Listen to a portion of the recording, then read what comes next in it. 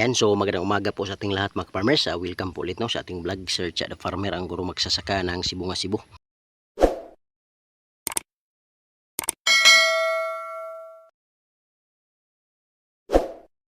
So sa vlog nito mga farmers, ipapakita ko sa inyo yung update ng ating siling panigang. So ito po siya mga farmers. This is 13 days after transplant mga farmers. Okay. So tingnan niyo mga farmers yung ating mga sili na 13 days. Ganyan siya mga farmers. Marami na siyang dahon mga farmers. At the same time itong mga ito, magpro-pruning tayo niyan. Okay, ganyan na. Okay, so ganyan ang ating sili ngayon mga farmers.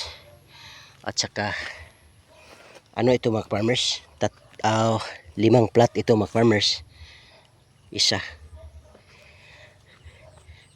2, 3, 4, 5, tapos yung pang 6 plat hanggang 11 ay talong na din yung mga farmers. Okay, so ganyan yung ating hanap buhay dito sa probinsya.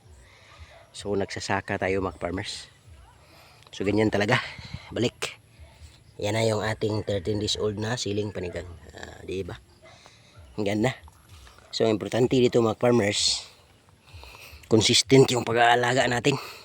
And FYI mga farmers, this is my first time na mag siling panigang na marami, no? Medyo marami-rami ito mga farmers, mga 300 puno siguro to. Additional income mga farmers kasi